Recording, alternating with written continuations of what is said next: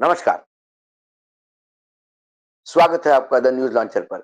मैं हूं अशोक वानखड़े, लेकर आया हूं आपका अपना कार्यक्रम द एक्स-रे। एक खबर खबर बहुत छोटी और दिखने में ऑर्डिनरी लगती है, लेकिन क्या आने वाले समय में भारत में यह जो स्थिति बनारस में है, वो हर जगह दिखेगी? क्योंकि हमने एक बात देखी कि जब अति हो जाती है, तो जनता रास्ते पे उतरती है। जब सरकार अति करती है, तो सरकार को आईने दिखाने के लिए जनता रास्ते पे उतरती है। वो बहुत शायद अ, किसी बहुत बड़े फ्रीडम फाइटर ने ही कहा कि जब संसद आवारा हो जाती है, तो फिर सड़कों जब सड़कें शून्य हो जाती है या सड़कें शांत हो जाती है, तब संसद आवारा हो जाती है। लोग रास्ते पे उतरना शुरू हो जाते हैं, तो संसद पे अंकुश लगता है। यहाँ संसद आवारा मतलब संसद को कोई गाली नहीं दे रहा है, लेकिन जब संसद संविधान के बजाय अपने मन से चलने लगती है, अपनी मनमानी करने लगती है, तो उनको अपनी औकात में लाने के लिए जनता रास्ते पे उतरती है। यहाँ पे समय-समय पे जनता ने रास्ते पे उतर के ही अपना रूप दिखाया।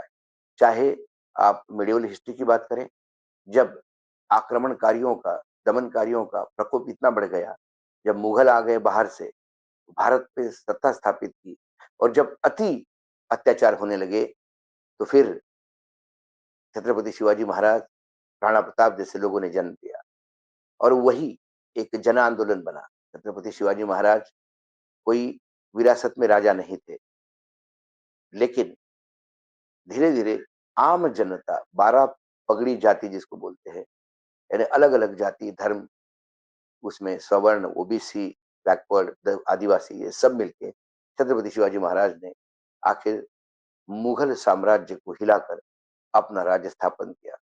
राणा प्रताप ने भीलों के और बाकी लोगों के, मुसलमानों की भी साथ लेकर उन्होंने दिल्ली तख्त को ललकारा और दिल्ली तख्त को हमेशा एक जिसको टेंशन में बोलते हैं या हमेशा एक उनके सामने चैलेंज बन के खड़े रहे।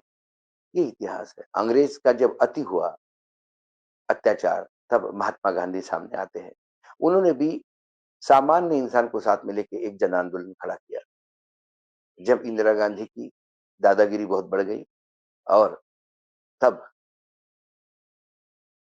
भले ही पाकिस्तान के युद्ध में इंदिरा गांधी जीती हो, लेकिन फिर एक जन आंदोलन खड़ा हुआ और वो जन आंदोलन ने इमरजेंसी लगी, उसके बाद जन आंदोलन खड़ा हुआ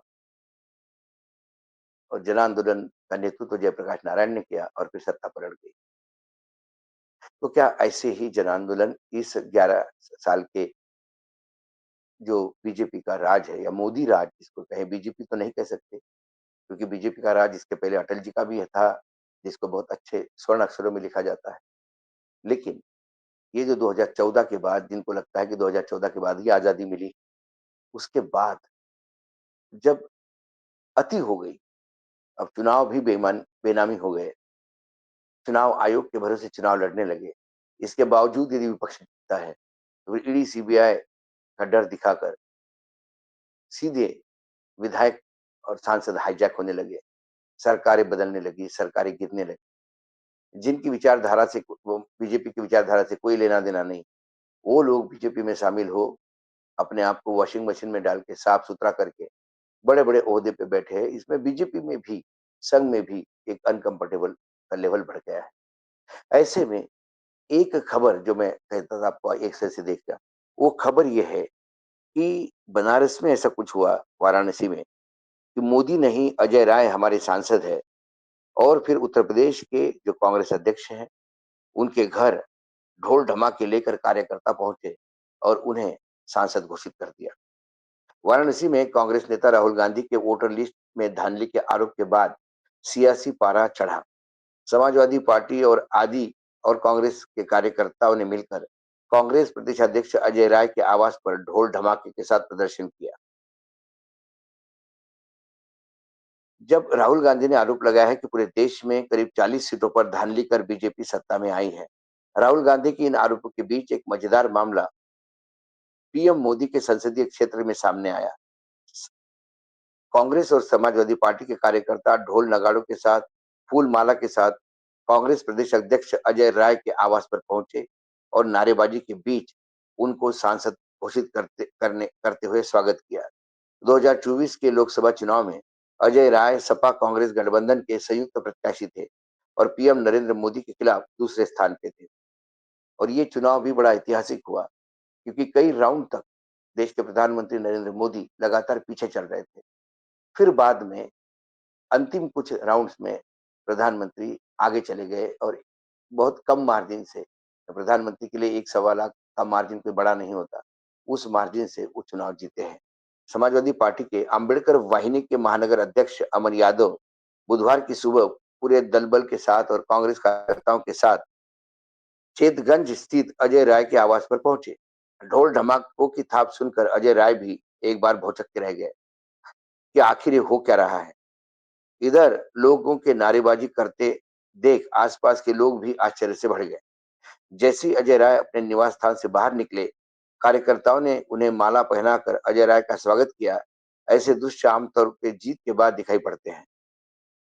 कार्यकर्ताओं ने कहा कि जिस तरह से पूरे देश में वोटर लिस्ट में गड़बड़ी कर चुनाव जीता है, उस तरह से बनारस को भी चुनाव में चोरी हुई है। बनारस से नरेंद्र मोदी चुनाव 1.5 लाख वोट से हारे हुए हैं। इसलिए हम लोगों ने आज अजय राय को ही सांसद मानकर उनका स्वागत किया है। अजय राय ने कहा, जिस तरह हमारी पार्टी और गठबंधन के सदस्यों ने मेहनत की थी, हमें 4,60,000 वोट मिले थे। हालांकि अभी आपने देखा होगा कि एक व्यक्ति के 50 वोट वाली वोटर लिस्ट सामने आई। संघ संचालित निवेदिता स्कूल के साथ साथ जखीना क्षेत्र में वोटर लिस्ट में बड़ी गड़बड़ी पा गई है और सामने आ रही है। इससे ये साबित होता है कि बनारस के साथ पूरे देश में वोट की चोरी करवाई गई। अब सवाल ये है कि जिस हिसाब से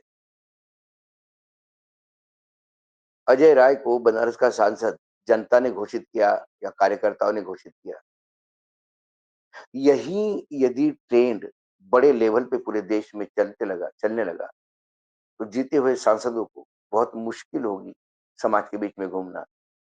क्योंकि आप सांसद बन गए, आपको भत्ता मिल सकता है, पार्लियामेंट में बैठने का ओहदा मिल सकता है, आपको सरकारी प्रोटोकॉल, सरकारी कार्यक्रमों में मिल सकता है। लेकिन जनता यदि आपको विधायक या सांसद मानने से इनकार करे और जनता हारे हुए को सांसद और अ, विधायक मानना शुरू कर दे और उन्हें सामाजिक रूप से एक्सेप्ट करना शुरू कर दे, तो फिर स्थिति क्या होगी? एक अराजकता की स्थिति होगी। और ये स्थिति तब होती है जब किसी भी अत्याचार की अति होती है।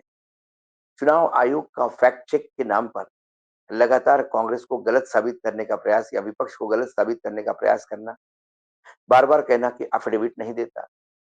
तब समाजवादी पार्टी के सुप्रीमो जिन्होंने बहुत बड़ी लीड ली इस एसआईआर और चुनाव मतदाता सूची घोटाले में, आपने देखा होगा कि कैसा वो खुद बैरिकेड अखिलेश यादव कूदकर पुलिस के सामने आह्वान देते हुए आगे निकल गए थे।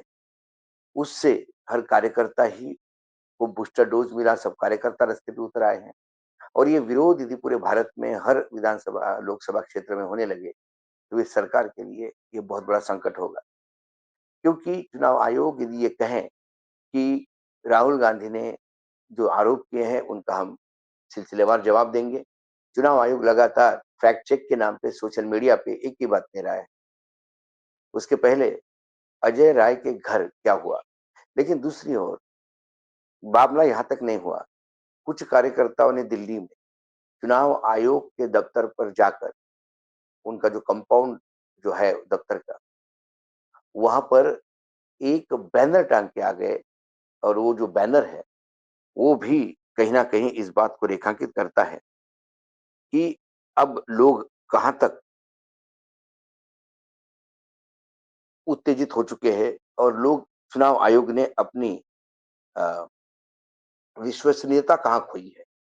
यहाँ तक कि सर्वोच्च न्यायालय ने भी कहा कि चुनाव आयोग और विपक्ष के दलों के बीच में अविश्वसनीयता तो है। अब ये अविश्वसनीयता यदि आम जनता के बीच में आ गई, तो जो बैनर लगा है, उसपे लिखा है वोट चोर आयोग, चुनाव आयोग की जगह वोट चोर आयोग।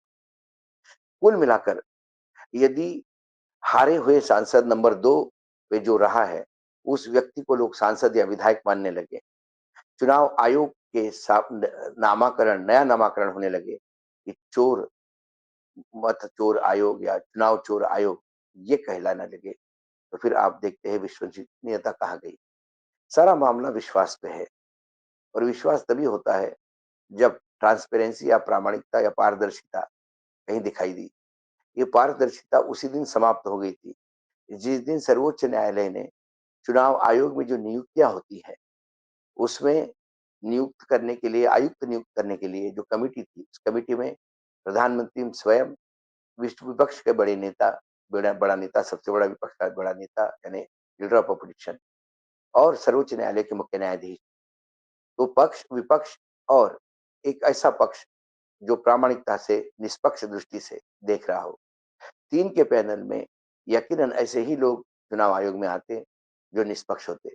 लेकिन ये व्यवस्था संविधान पीठ ने दी सर्वोच्च न्यायालय को, लेकिन सरकार ने एक नया कानून बनाया और उस कानून के तहत सत्ता पक्ष का तरफ से प्रधानमंत्री और उनके कैबिनेट का एक मंत्री और विपक्ष का नेता, ऐसे 3 मिलकर यदि ये तय करेंगे कि चुनाव आयोग में आयुक्त कौन होंगे, तो यकीनन वो आयुक्त सरकारी ही होगा क्योंकि 2 और 1 इसमें 2 की मेजॉरिटी होती है, वो 2 तय करेंगे। तीसरा आदमी अपना विरोध प्रदर्शित करेगा, लेकिन उसके कोई मायने नहीं रखते।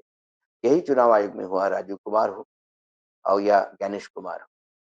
इसलिए वो सरकार की ही बात करेंगे क्योंकि वो सरकार ने ही उन्हें बिठाया है। इस वजह से जब सुप्रीमो जो थे समाजवादी पार्टी के, उन्होंने कहा कि चुनाव के बाद तो हमने एफिडेविट भी दिया और हज़ारों कंप्लेंट भी की। लेकिन चुनाव आयोग ने ये कह के बोल दिया कि हमने इन्वेस्टिगेट किया और आपके जो कंप्लेंट थी वो झूठ साबित हुई।